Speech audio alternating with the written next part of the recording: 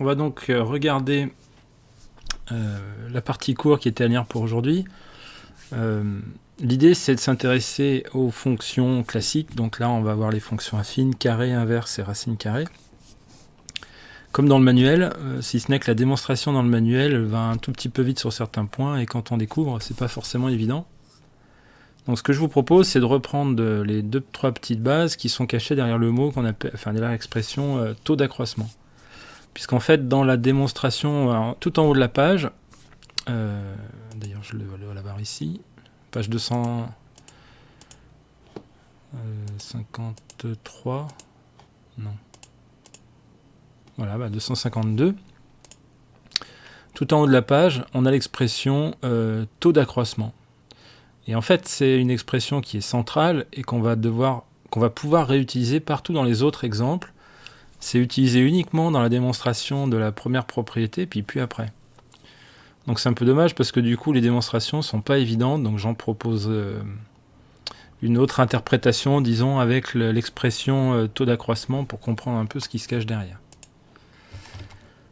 Donc ici, j'ai un fichier GeoGebra avec ici une fonction affine, f de x égale 2x plus 5, et vous avez à droite un petit cadre qui ressemble plus à ce qu'on écrit nous-mêmes en cours. Ça, c'est comment je communique avec GeoGebra. Donc là, j'ai une écriture un peu plus naturelle, enfin en tout cas mathématique. Et puis, ce qu'on appellera le taux d'accroissement, on va essayer d'établir ce que c'est, pourquoi, comment et en quoi ça nous intéresse. Donc vous avez cette fonction f de x égale 2x plus 5 qui est une fonction affine, donc on sait qu'elle doit représenter une droite, mais on rappelle que ça c'est typique des fonctions de type ax plus b, avec petit a différent de 0. Et alors pourquoi les points s'aligneraient, on ne va pas le redémontrer, une histoire de Thalès qu'on pourrait réutiliser derrière. Par contre, ce qui va nous intéresser, c'est comment on fabrique un point pour qu'il soit sur une courbe. Tout simplement, le point A, je lui ai demandé de prendre en entrée une valeur que j'ai appelée petit a, qui est pilotée par ce curseur là. Donc vous voyez, quand A vaut 2,3, c'est mon abscisse pour le point petit a, donc je suis bien en abscisse 2,3. Et la question c'est, pour être sur la courbe, si j'ai cette abscisse de 2,3, il faut que je monte jusqu'à quelle ordonnée? Donc verticalement, positive a priori, mais ça peut être négative dans la partie à gauche là. Il faut que j'aille jusqu'à quelle ordonnée pour que le point se place correctement sur la courbe. Alors ici c'est une droite, on dit courbe malgré tout. Une droite a une courbe infinie. Eh bien, l'ordonnée c'est exactement l'image de petit a par la fonction f. En fait, le fait d'appartenir ou pas à la courbe d'une fonction, c'est simplement vérifier y égale f de x. Mon ordonnée est égale à l'image de mon abscisse par la fonction. En fait, la fonction c'est un peu comme une règle du jeu. Si je respecte la règle du jeu, si mon ordonnée c'est l'image de mon abscisse, eh bien j'appartiens au groupe qu'on appelle courbe, à l'ensemble de tous les points qui forment cette courbe. N'importe quel point qui ne respecte pas cette règle, f de x égale 2x plus 5, va se retrouver au-dessus ou en dessous, ou en tout cas en dehors de la courbe. Donc j'ai fabriqué un point A qui se balade donc sur la courbe. Alors comme c'est une fonction affine, on sait que ça va former un ensemble de points qui seront tous alignés, mais si je remplace ça par d'autres fonctions, je sais pas, si je mets ne serait-ce qu'un petit carré ici, ça change l'aspect de la courbe, mais mon point A, il reste bloqué sur cette courbe. Il fait partie de l'ensemble. Alors, j'ai rajouté 2 petits points. Ici, un segment, c'est une projection orthogonale sur l'axe des abscisses, qui me donne donc l'abscisse, et la projection orthogonale sur l'axe des ordonnées, qui me donne l'ordonnée.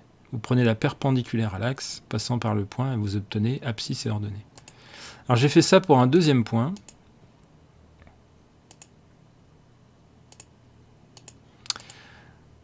Et donc on va revenir à 2x plus 5, parce que je voulais commencer avec les fonctions affines. On va prendre, deux valeurs positives. Voilà.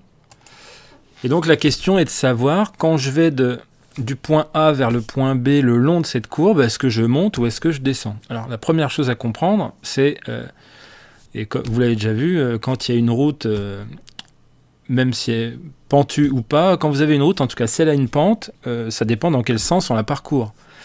Si je vais dans un sens, je suis dans le sens de la montée, puis si je vais dans le sens inverse, je suis dans le sens de la descente. Donc la notion de monter ou descendre, c'est relatif. Ça dépend de l'orientation qu'on choisit. Alors généralement, il n'y a rien d'obligatoire, mais généralement, les axes sont orientés de gauche à droite pour les abscisses. Généralement aussi, on met l'abscisse sur l'axe, on désigne par abscisse l'axe horizontal. Et on a l'axe vertical qui représente l'axe des ordonnées et qui lui est orienté vers le haut. C'est le sens des flèches. Quand on met des flèches ici, c'est pour indiquer le sens de lecture des négatifs vers les positifs sur les deux axes. Donc on va considérer qu'on va donc de gauche à droite. Imaginons que ça soit le profil d'une route qu'on parcourt de gauche à droite. Eh bien, on va a priori monter pour aller de A vers B. Mais c'est un peu compliqué si on se limite à une définition comme ça. Ça dépend de beaucoup trop de choses, du point de vue, de l'orientation et tout un tas de trucs comme ça. Il faut que ce soit un peu plus précis. Et donc, ce qu'on va établir, c'est ce qu'on appelle le taux d'accroissement. Alors, qu'est-ce que c'est déjà qu'un accroissement tout court ? Alors, un accroissement, ça fait penser à croître et donc augmenter. Il se trouve qu'un accroissement peut être négatif. Alors, qu'est-ce que c'est qu'un accroissement ? Pour aller du point A vers le point B, je vais donc de l'abscisse 0,8, petit a, vers l'abscisse 3,2. Donc, comment on calcule un accroissement ? En fait, un accroissement, on l'écrit généralement delta.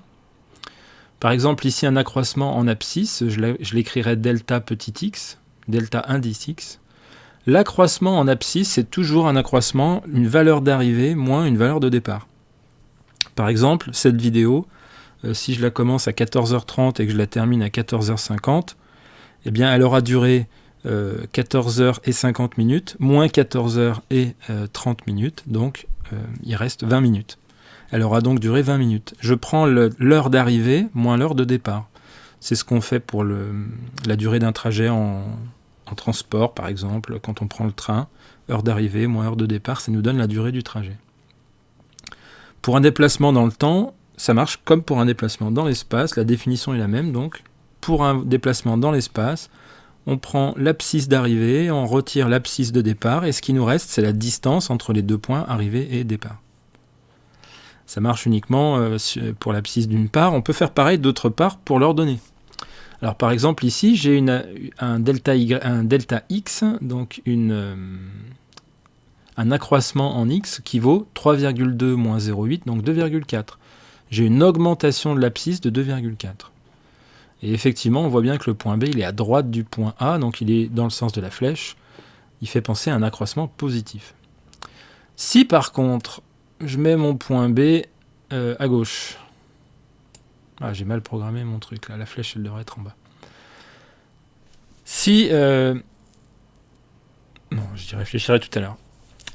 Si mon point B est à gauche du point A, cette fois la valeur d'arrivée, donc l'abscisse de B, c'est moins 1,6 et l'abscisse de A, c'est 0,8 toujours.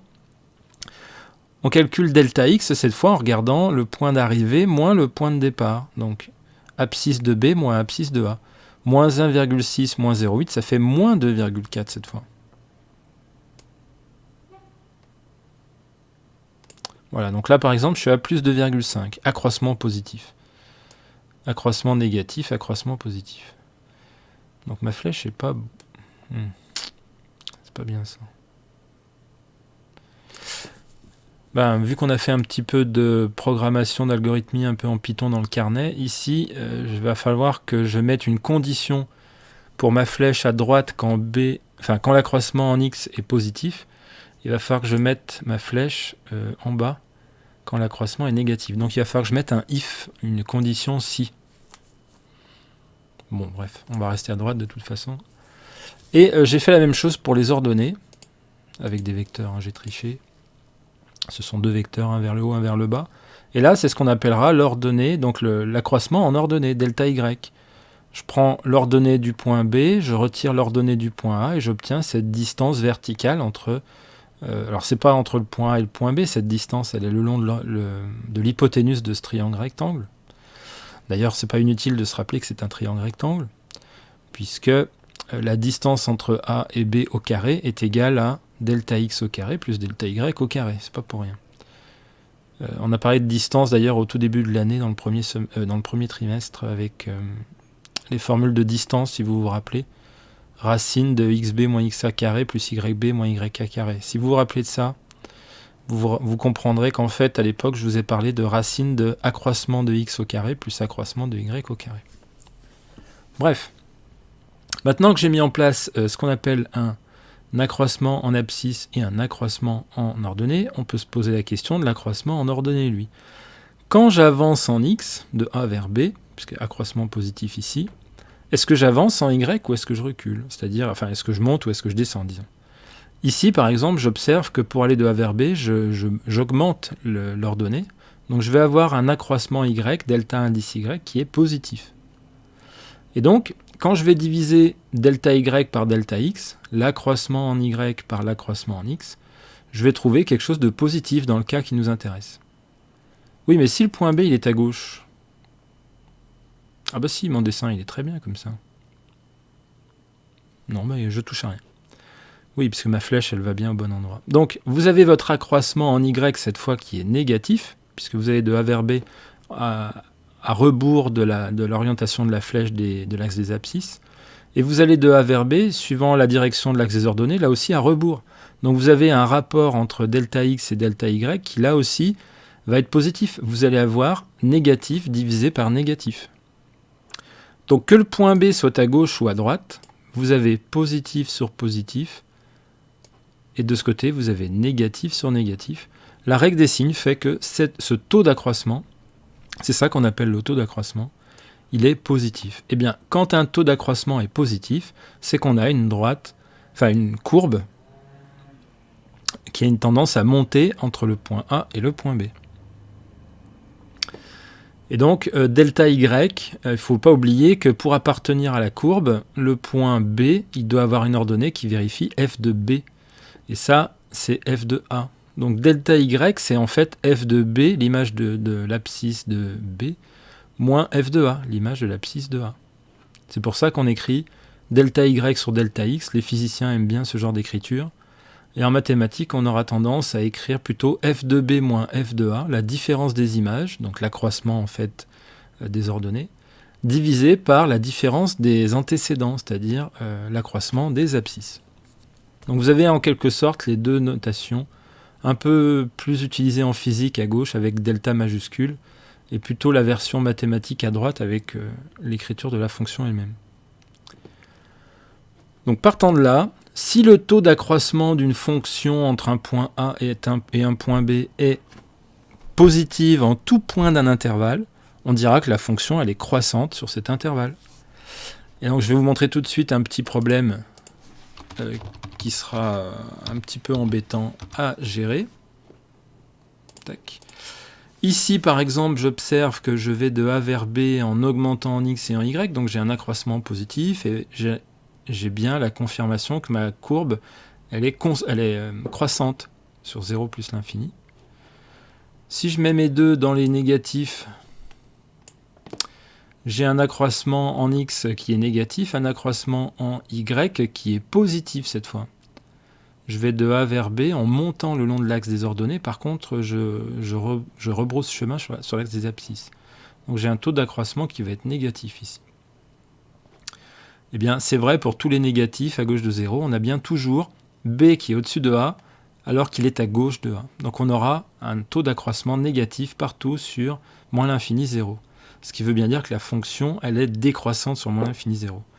Méfiez-vous de ces situations-là. Ici, ça n'aurait pas de sens de s'intéresser à l'accroissement entre moins 3,4 et 2,8, puisqu'en fait, il y a un changement d'orientation ici. On a l'impression, si j'enlève la courbe, que la fonction est descendante, comme le serait une droite, une fonction affine avec une pente négative, alors qu'en fait, la fonction, elle descend pour remonter. Donc c'est pas parce que je vois deux points dans une position que je peux en déduire tout ce qui se passe entre ces deux points. Par contre, si j'arrive à montrer que deux points sont dans une position de ce type, par exemple l'un au-dessus de l'autre, mais l'un à gauche de l'autre, j'ai une décroissance partout sur un intervalle où ce serait vrai en chacun de ces points. Donc c'est plutôt cette notion-là à laquelle il faudra faire attention. Donc méfiez-vous de bien interroger votre taux d'accroissement sur des intervalles où son comportement est le même partout. Voilà. Alors, on va aller voir le cours, du coup. On va agrandir ça, on peut ou pas? Oui. Ah ben, on peut comme ça.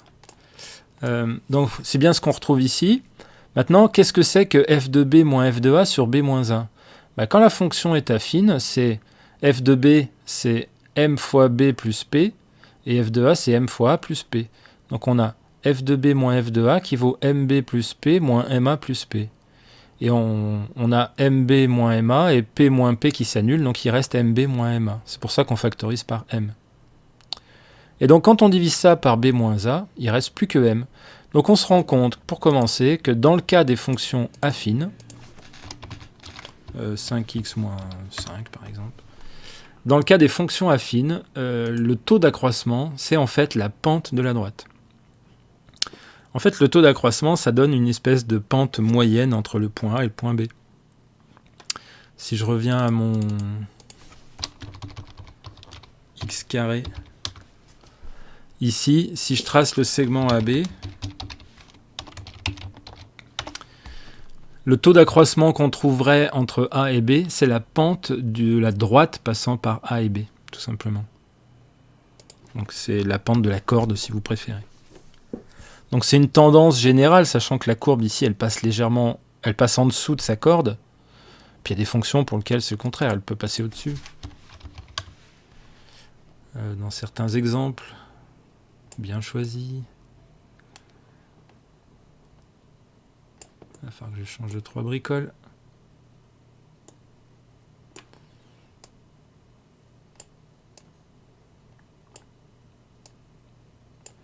Voilà, ici le segment AB, il est en dessous de la courbe cette fois, alors que tout à l'heure il était au-dessus. On dirait d'ailleurs que cette portion, quand elle est au-dessus de sa corde, cette portion elle est concave, alors que quand la portion de courbe elle est en dessous de la corde, on va dire qu'elle est plutôt convexe. Mais on étudiera, enfin, vous étudierez ça un peu plus tard dans votre scolarité, plutôt l'année prochaine. Alors on revient ici. Du coup, si la pente de la droite est positive, puisque la pente c'est le taux d'accroissement, donc si le taux d'accroissement en fait est positif, elle est croissante, s'il est négatif, elle est décroissante, et s'il vaut 0, ça veut dire qu'on est sur une droite horizontale, donc elle est constante. Sauf que le cours fait une démonstration pour la fonction carré qui en fait ne prend pas du tout la même forme, et c'est bien dommage parce que c'est assez simple à faire. Donc je vous propose de le faire. Je vais le rédiger en même temps, ce sera plus intéressant que de le voir fait directement dans le livre, et puis je vais commenter en même temps que je le fais. Bon, je prends le premier exercice qui vient. Alors, vous regardez la partie droite, là je vais coder en latex, ça permet d'avoir donc encore et toujours des formules mathématiques un peu propres, et on va faire une démonstration du taux, démonstration taux d'accroissement. Donc on va commencer par fonction carré.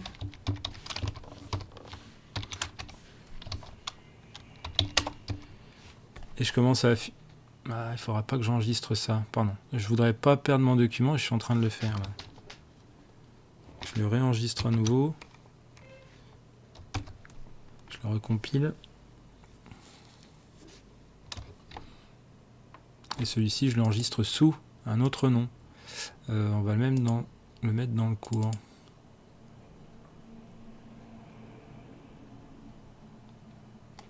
Généralité sur les fonctions. Donc ça va être démonstration taux d'accroissement. C'est quelque chose que... faut que j'enlève un truc. Il doit y avoir un chemin qui n'est plus bon. Voilà. C'est parti. Donc fonction carré, c'est parti. On y va pour... Alors je ferai des copier-coller, ce qui ira un peu plus vite pour la suite. Donc f c'est x flèche...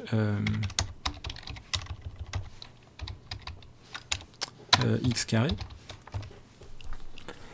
On en profite pour rappeler qu'elle est définie sur R.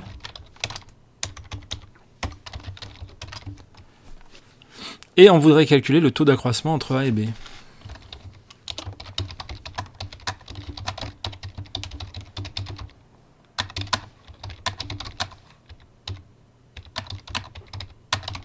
Avec A, B, A plus petit que B. Alors ça peut être ou égal ou strict, ça c'est vous qui voyez. Et on va mettre A et B dans R, puisque la fonction est définie dans R. Peut-être écrire un peu plus gros à droite. Est-ce que je peux passer à 14? Non, les 12, oui. Voilà. Normalement, vous devriez avoir une bonne... Enfin, normalement, j'enregistre en 720p, donc la résolution doit être bonne. D'ailleurs, je pourrais réduire et augmenter la taille du document. Voilà. Et donc, comme on y va pour la démonstration, je ferai uniquement celle pour A carré, pour X carré. Je ne vais pas faire toutes les autres, mais c'est sur le même modèle. Et ça sera, j'espère, un peu plus clair pour vous.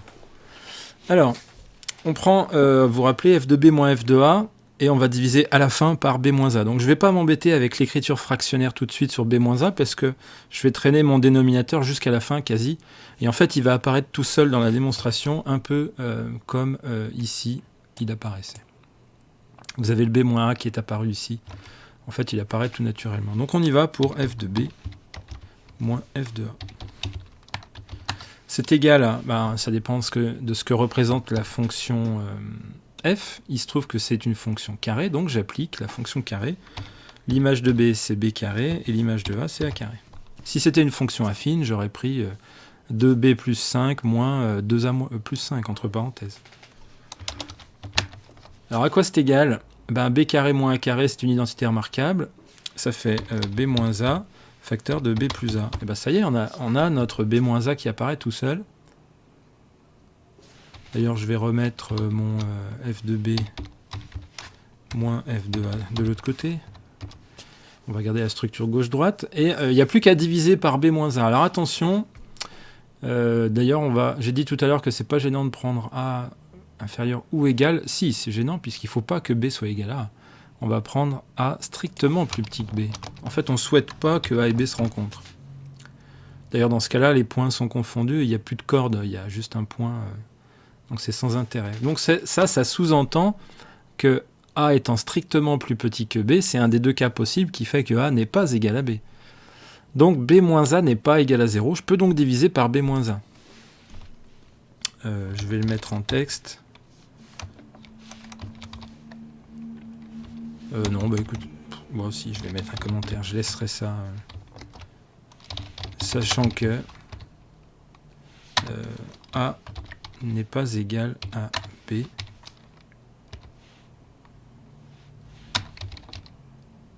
Oula, je suis parti où là? Ouais, il me semblait.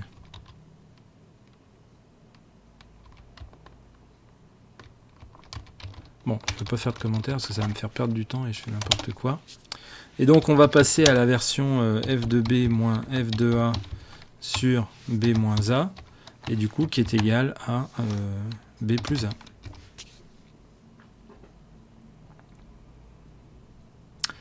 Maintenant, il reste à considérer deux choses. Dans quel intervalle je me trouve? Il y a deux alternatives. Enfin, il y en a trois.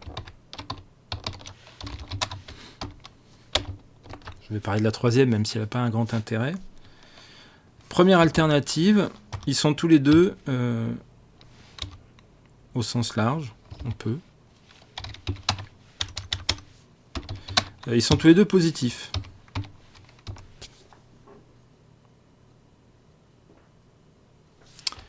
Ou alors, ils sont tous les deux négatifs.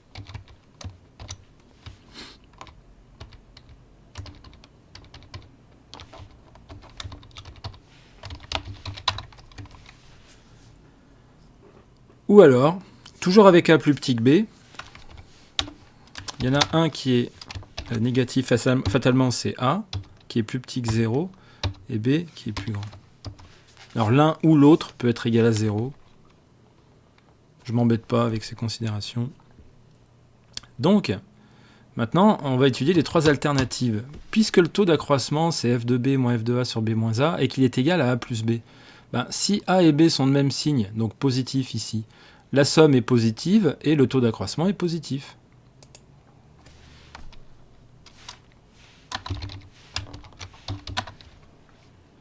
Je ne vais pas m'embêter, hein, copier-coller. Et le taux d'accroissement est positif, comme somme de deux positifs. Et puis copier-coller pour moi, puisque c'est pareil de l'autre côté, le taux d'accroissement est négatif, car c'est la somme de deux nombres négatifs. Ça c'est vu en quatrième, la somme de deux nombres est du signe, enfin s'ils sont tous les deux de même signe, la somme des deux nombres est du signe commun. Donc deux positifs vont donner une somme positive et deux négatifs une somme négative. La troisième alternative, on ne sait pas conclure.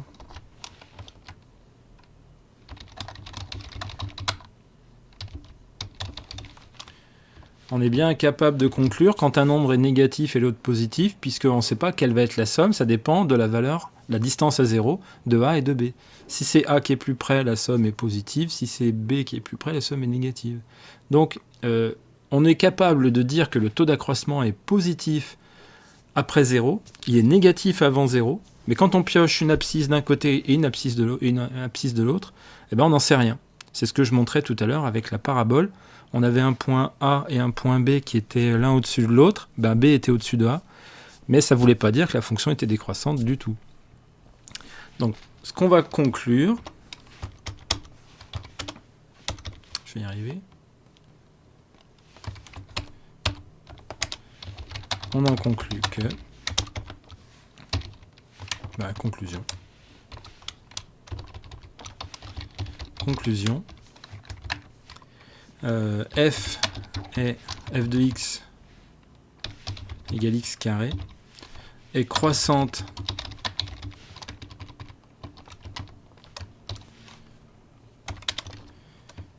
elle est croissante sur 0, point virgule plus l'infini.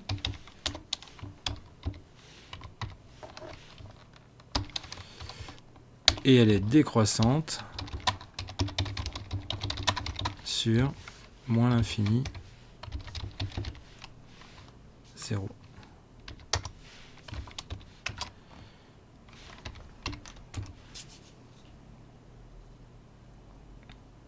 Voilà la conclusion. Simplement parce qu'on a été capable d'écrire f de b moins f de a sur b moins a sous une forme qui nous a permis de conclure. Donc je vous propose en fait de faire la démonstration pour les autres, mais en fait très rapidement, puisque je vais me concentrer uniquement sur cette partie-là, et la conclusion, elle découle d'elle-même par rapport au cours. On n'est pas exactement sur le même type de démonstration, mais je la trouvais un peu confuse, cette démonstration. Puis surtout, c'est un gros bloc très serré. Alors, je sais que déjà mes documents sont écrits un peu petits, mais là, c'est écrit petit et serré. Moi, j'aime bien aérer quand même. Donc, on ne comprend pas forcément tout le sens de cette démonstration. Et je la trouve un peu laborieuse. En fait, on peut faire plus simple. Donc la mienne tient quand même en moins d'espace et il y a les commentaires qui vont avec. Donc deuxième point, on va aller voir la fonction 1 sur x. Fonction inverse. Et j'ai dit vraiment on va se concentrer sur la démonstration de f de b moins f de a. Donc la fonction inverse, c'est... alors je garde le même nom, hein, f, c'est pas gênant. C'est 1 sur x. Et elle est définie sur R moins 0. Elle est définie partout, sauf en x égale 0. Voilà. Et on va calculer le taux d'accroissement. Je rentre directement dans le vif du sujet, je disais, on va pas perdre de temps là-dessus. Donc c'est parti pour f... f de b moins f de a. Alors des fois il faut provoquer un peu les choses, mais pour l'instant pour les fonctions classiques, je disais que le b moins a va apparaître généralement tout seul. Pour les fonctions les plus basiques, c'est quasi systématique. En théorie, on devrait écrire f de b moins f de a sur b moins a et regarder ce que ça donne. Moi je préfère faire comme ça s'écrit en ligne, il n'y a plus qu'à diviser par b moins 1 quand il apparaît et hop. Donc les conditions sont les mêmes, a est plus petit que b et strictement plus petit que b. Donc qu'est-ce que c'est? F de b c'est 1 sur b cette fois, et f de a c'est 1 sur a. Alors on ne peut pas soustraire deux fractions à moins de les mettre au même dénominateur, classique. F de b moins f de a égale, soyons maniaques, donc c'est a sur AB, on multiplie la première par 1 et la deuxième par B, B sur AB. Donc on multiplie en haut et en bas par le même nombre. Pour la première, c'est par A en haut et en bas. Pour la deuxième, c'est par B en haut et en bas. On suppose que B n'est pas égal à 0 puisque on a la fonction f qui est définie sur R privé de 0. Les réels, pas un R italique. Voilà. Et donc on continue. F de B moins F de A, c'est égal à, eh bien, il suffit de faire la soustraction maintenant, moins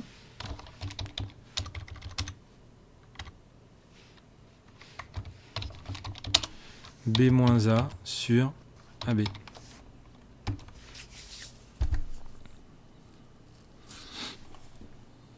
Alors vous remarquerez que j'ai pas écrit A moins B sur AB, mais B moins A avec un moins devant. Oui, parce que je préfère B moins A, c'est l'accroissement en X. Donc comme ça, c'est moins l'accroissement en X divisé par AB. Alors maintenant, il n'y a plus qu'à conclure. Alors je ne vais pas tout écrire, je disais. Donc simplement, si A et B, sur le même modèle, si A et B sont positifs tous les deux, le produit est positif. B moins A, de toute façon, lui, il est positif parce que B est plus grand que A. Vous voyez ? A est plus petit que B. Donc si vous enlevez A de chaque côté, vous avez B moins A positif. Donc ça, B moins A, c'est toujours positif. Et comme il y a le moins devant, c'est toujours négatif. Donc si A et B sont positifs, vous avez moins B moins A sur AB qui est négatif. Et si A et B sont négatifs tous les deux, B moins A ne change pas de signe, c'est toujours positif. Avec un moins devant, ça passe négatif. Et le produit de deux nombres de même signe, négatif tous les deux, eh bien c'est positif encore. Donc on va trouver un taux d'accroissement qui est négatif partout où on prend des nombres de même signe. C'est-à-dire que on montre que le taux d'accroissement est négatif sur R privé de 0. Non, on va pas le dire comme ça. Ça serait pas tout à fait correct. On va plutôt le dire sur moins l'infini. On va séparer les choses. Moins l'infini 0 d'une part et 0 plus l'infini d'autre part. Comme ça, c'est plus correct. Et on ne mélange pas ces deux intervalles. On ne prend pas une abscisse négative avec une abscisse positive. Donc on a d'une part une décroissance de la fonction sur moins l'infini 0, et on a aussi une décroissance de la fonction sur 0 plus l'infini. On vérifie, mais ça c'est quelque chose qu'on a déjà vu, enfin que vous avez déjà vu. 1 sur x. Et oui, 1 sur x, elle est décroissante pour cette branche hyperbolique, on dit, hyperbole, d'une part, pour les négatifs, mais elle est aussi décroissante pour la partie des abscisses positives. Là aussi, elle est décroissante. Mais elle est décroissante de part et d'autre, en deux branches séparées. Aucun point de cette branche ne rentre en contact avec un point de l'autre branche. Et donc, voilà pour 1 sur x. Et il nous reste, et on aura fait un joli tour de ce chapitre. La dernière, c'était f racine de x. Ah oui. La racine de x, elle est définie sur 0 inclus, plus l'infini. On peut prendre la racine carrée de tout nombre positif, même 0. Donc 0 inclus jusqu'à enfin 0 inclus, plus l'infini. Et on y va pour la partie taux d'accroissement. Donc j'accélère un coup, oui pareil. Voilà. Begin. Donc f2b moins f2a, toujours. Qu'est-ce que c'est? Bah, c'est racine de b moins racine de a. Le temps que ça compile.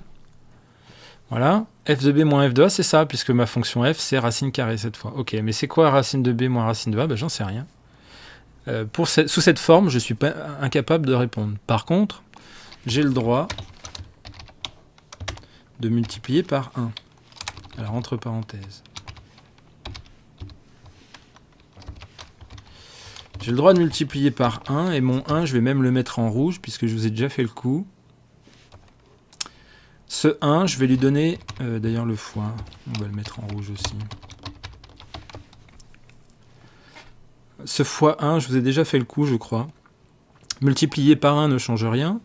L'intérêt du 1, c'est qu'il peut prendre tout un tas de formes. Par exemple, une fraction avec le numérateur et le dénominateur égaux donne 1, tant qu'on ne met pas 0. Donc on peut très bien...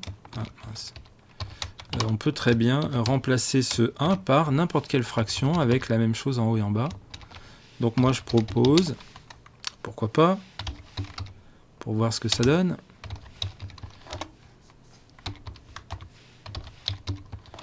Un petit peu de suspense, le temps que j'écrive. Voilà ce que je choisis comme écriture pour 1. Je l'ai mis en rouge aussi pour le mettre en valeur. Ça c'est bien égal à 1, puisque j'ai la même chose en haut et en bas. Je suis bien incapable de dire combien ça vaut, puisque je ne connais pas ni A ni B. On suppose que A et B sont positifs, parce que définis sur 0 plus l'infini, mais on ne connaît pas la valeur de A et B qu'on veut leur donner. Par contre, je sais que la fraction racine de B plus racine de A sur racine de B plus racine de A, je sais pertinemment que quel que soit A et B, ça vaut 1. Donc c'est une façon comme une autre d'écrire 1. Alors je vais l'écrire une dernière fois avant de passer à la résolution finale, puisqu'en fait je préfère mettre ça sous la forme. Alors on va faire du copier-coller là par contre, on va être un peu feignant. Je fais des copier-coller, parenthèse. Non, mais ça marche pas.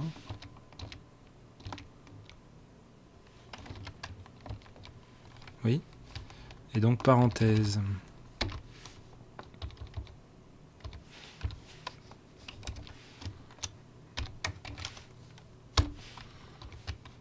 Donc on met racine de B moins.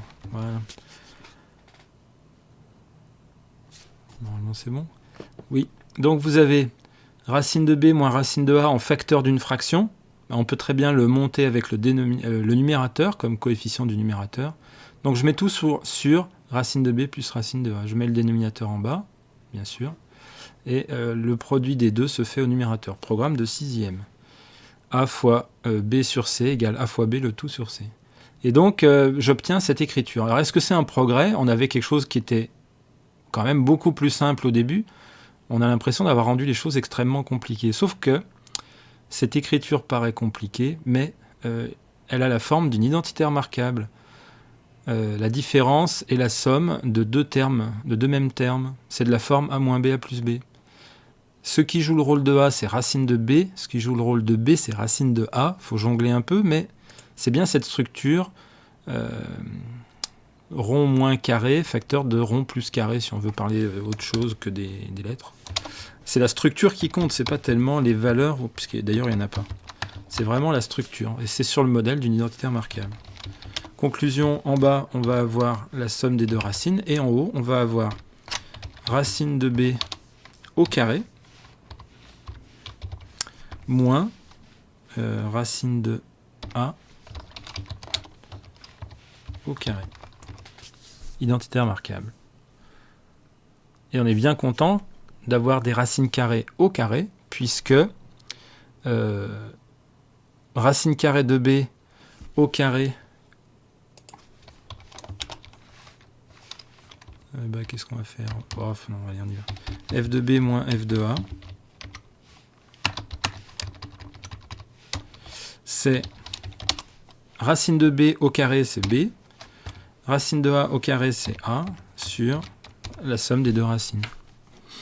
Et quand je vous disais que B-A apparaissait naturellement, bon, là je suis d'accord que c'est pas tout à fait naturel.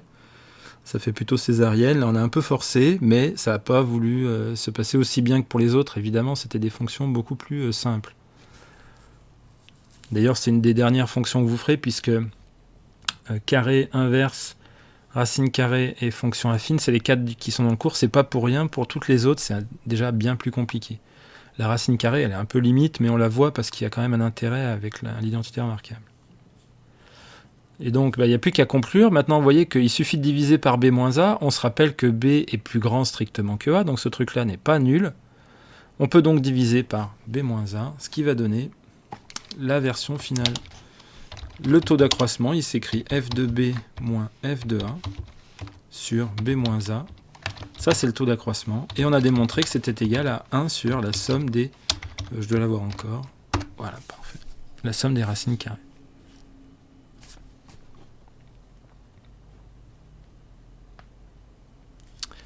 Voilà. Alors maintenant, il n'y a plus qu'à conclure. Ça va être vite vu, puisque une racine carrée est positive. Racine de A plus racine de B, c'est la somme de deux nombres positifs. Donc le taux d'accroissement, il est strictement positif pour tout R, pour tout A et B. Donc le taux d'accroissement est positif pour tout A, B dans 0 plus l'infini. Et je m'arrêterai enfin là-dessus. Mais j'espère que cette petite vidéo vous aura aidé. C'est pas utile de mettre des pouces en l'air, ni de vous abonner, encore que si, vous pouvez, mais je mets pas beaucoup de vidéos en ce moment, c'est vrai. J'en mettais un peu plus lors du premier confinement. Donc, le taux d'accroissement est positif pour tout AB appartient à 0 plus l'infini. Ça veut dire que la fonction racine carrée, elle serait donc croissante. Et maintenant, on peut enfin aller voir ça. Est-ce que c'est vrai qu'elle est croissante partout? Oui, c'est ce qu'on a à l'écran quand on affiche la fonction racine carrée. Effectivement, elle ne fait que monter. Voilà, elle ne fait que monter. Le taux d'accroissement entre deux points dans cet ordre-là, petit a plus petit que b, fait que f de a est plus petit que f de b. Voilà ce que je voulais vous montrer. Je mettrai ce document en disponibilité, mais il sera donc visible dans les commentaires de la vidéo. Et je vais donc maintenant poster la correction des exercices. Si vous avez des questions, vous n'hésitez pas. Et je vous souhaite une bonne journée.